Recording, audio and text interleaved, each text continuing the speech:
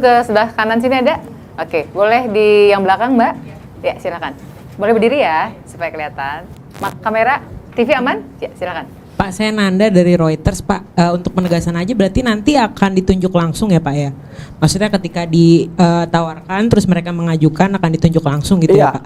Iya. Penunjukan langsung ya, Pak ya? Penunjukan langsung. Oke. Lalu yang kedua untuk lokasi-lokasinya, Pak, akan di mana, Pak? Tadi mungkin sudah dijelaskan, tapi mungkin ada prioritize wilayahnya di mana gitu, Pak? Prioritas pertama adalah ex-PKP 2B. Kalau ex-PKP 2B itu kan adalah hasil relinquished daripada kontrak karya itu. Pak, yang terakhir, Pak, tadi Bapak menyebut pekan depan untuk NU akan dikasih permitnya atau perusahaan NU sudah jadi ya, Pak ya?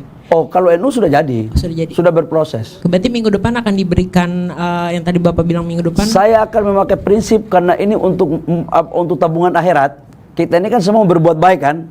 Lebih cepat lebih baik. Berarti minggu depan ya, Pak? Kira-kira. Insya Allah. Doain ya. Setuju nggak kita kasih kepada organisasi keagamaan kamu? Pak, satu lagi boleh, Pak? Oh. Pak, ini untuk menjawab pertanyaan publik, Pak. Banyak yang mengaitkan ini dengan ada kaitan dengan politik gitu karena kontribusi NU di pemilu kemarin gitu, Pak. Jawaban pemerintah seperti apa, Pak? Terima kasih, Pak. Jadi kita ini jangan sedikit-sedikit itu kita punya niat baik dikaitkan lagi dengan politik. Kamu ingat dulu ya, saya waktu masuk jadi kepala BKPM, saya diprotes habis-habisan. Kenapa IUP hanya dikasih kepada konglo-konglo? IUP hanya dikasih asing. Sekarang kita mau kasih organisasi kemasyarakatan, ribut pula. Maunya apa sih sebenarnya? Politik udah selesai kok. Pak Prabowo udah menang 58%. Nggak ada itu urusannya sama politik. Ini adalah etikat baik pemerintah di bawah pimpinan Bapak Presiden Jokowi untuk menghargai para jasa-jasa daripada organisasi yang hebat-hebat dan kontribusi mereka kepada negara. Jadi mohonlah kalau yang udah selesai selesailah. Itu mah itu terlalu apa ya? Ya mohon maaf ya. Ya lebay lah kira-kira. Saya nggak maulah dikait-kaitkan karena ibu saya ini NU. Jangan anaknya udah jadi menteri investasi, nggak ada kita selesai jadi menteri apa yang kita kasihkan. Dan saya dulu sekolahnya SMP IPK. Jadi saya juga harus bijak kepada saudara-saudara kita. Semua agama di Republik ini mempunyai hak yang sama, yang telah diakui. Jadi nggak boleh ada diskriminasi. Harus sama secara proporsional. Ya, proporsional. Harus sama. Proporsional, secara proporsional. Gitu, Dek. Nggak ada itu urusannya sama politik. Pilpres sudah selesai kok. Sudah mempelantikan kabinet baru, apa urusannya? Kalau dulu sebelum kita Pilpres baru kita kasih, mungkin orang kait-kaitkan masuk akal. Ini sudah selesai kok. Ya, nggak ada utang politik. NU itu jangankan politik, negara aja diserahkan nyawanya untuk membela negara. Jangan mengkerdilkan organisasi-organisasi besar, jangan. Mereka itu adalah tiang daripada kehadiran dan kekokohan bangsa. Jangan kita membawa pada ruang-ruang sempit untuk menerjemahkan tentang kehadiran, positioning dan kontribusi organisasi keagamaan ini kepada bangsa dan negara. Gitu. Makasih Mbak Nanda. Selanjutnya pindah lagi ke sebelah sini. Mbak yang di depan boleh? Ya. Silakan.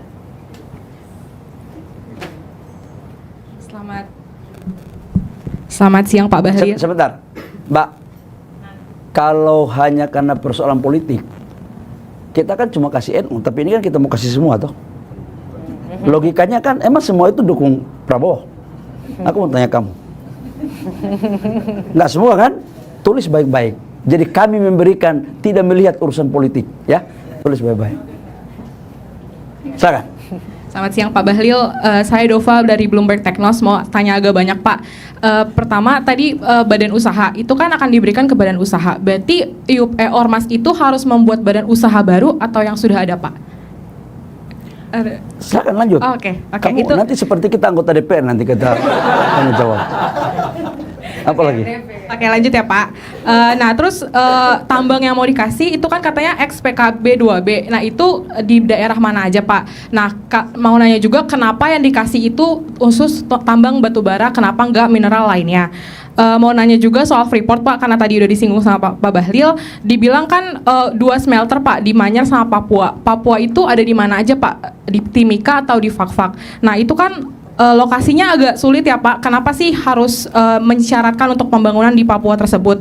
Nah terus berkaca dari smelter Manyar itu kan sampai sekarang masih tahap commissioning ya Pak, dan agak ngaret dari target awal yang berproduksi Mei. Nah ini gimana Pak memastikan smelter yang di Papua ini juga bakal on time? Dan untuk sebenarnya target dari pemerintah untuk divestasi saham Freeport itu kapan Pak penyelesaiannya? Terima kasih. Baik, yang pertama saya katakan bahwa ex-PKP 2B wilayahnya itu nanti saya cek. Karena untuk wilayah-wilayah ex-PKP 2B ini Kementerian Teknis. Dalam hal ini Kementerian SDM. Yang kedua adalah peluangnya lagi satu adalah pencabutan yang tidak membutuhkan WUPK-nya karena sudah ada. Tapi itu nanti akan dikaitkan dengan UMKM karena Perpres 70-nya seperti itu. Kita lihatlah. Tapi prinsipnya begini loh. Pemerintah ingin memberikan yang terbaik. Itu prinsipnya. Teman-teman wartawan, kalian setuju nggak sih kalau pemerintah berpikir untuk memberikan yang terbaik untuk organisasi keagamaan ini? Setuju nggak kalian? Mana yang tidak setuju angkat tangan? Setuju, alhamdulillah. Karena masuk surga semua toh. Ini berpikir amal jariah ini. Jadi kalian beritakan juga yang bagus. Ini amal jariah ini. Nah, yang kedua menyangkut Freeport ya. Freeport itu kenapa harus? Jadi gini, Dek. Smelter Freeport di Gresik itu kan targetnya bulan Mei. Tapi molornya kan cuma 1-2 bulan. Sekarang sudah commissioning. Sekarang sudah berproduksi. Nah, kenapa itu terlambat? Kita kan tahu semua kemarin kan Covid toh. Bangun smelter dengan investasi 3 miliar US dollar, 3 miliar US dollar itu bukan seperti bangun pabrik tahu tempe yang bisa kerja cepat. Molornya kan nggak lebih dari 6 bulan. Nah, sekarang sudah berproduksi dan tapi produksinya kan tidak bisa langsung 1.700.000 konsentrat, 1.700.000 ton. Tapi kan pabrik itu kan 40% dulu sekian bulan. Habis itu sekian bulan ditambah 70%. Peaknya itu nanti di Desember 2024. Karena kalau satu kali masuk, meledak itu pabrik. Dan itu mekanisme kerja industri. Yang berikut menyangkut dengan kenapa smelternya di Papua. Dek, Freeport itu ada di Papua. Saya salah satu ketika masuk, ini untung aja sudah diputuskan. Ketika saya masuk di pemerintah, sudah diputuskan itu di Gresik. Dan saya ngotot, kenapa itu di Gresik? Tambangnya dari Papua kok. Infrastrukturnya belum siap. Sampai ayam tumbuh gigi pun kalau alasannya seperti itu Papua nggak dibangun-bangun. Kita nggak mau cara berpikir itu. Itu cara berpikir yang lazim. Nah, saya mau berpikir yang tidak lazim. Yang berpikirnya harus terjadi lompatan kuantum karena kami berpandangan bahwa PAD dan percepatan pembangunan industri merupakan instrumen untuk menciptakan pertumbuhan kawasan ekonomi baru. Bahwa tempatnya itu mau di Papua, di Fakfak, mau di Timika, itu soal lain. Ya, nanti kita bicarakan. Ya, nanti kalau saya sudah umumkan baru putuskan lah. Tapi arah-arahnya antara dua itulah. Ya. Berarti harus 2 smelter buat perpanjangan kontrak, Pak? Oh ya, kenapa tidak? Oh, okay. Kamu diuntungkan nggak? Menguntungkan asing atau Indonesia? Ya udah, lebih banyak lebih bagus. Ini soalnya negosiasi sama saya nggak mau saya diatur-atur sama asing. Ya sorry, saya nggak bisa diatur dengan cara-cara oh ini karena sudah satu nanti kong kali kong. Nggak. Perpikiran saya adalah mana yang terbaik untuk negara itu yang kita lakukan.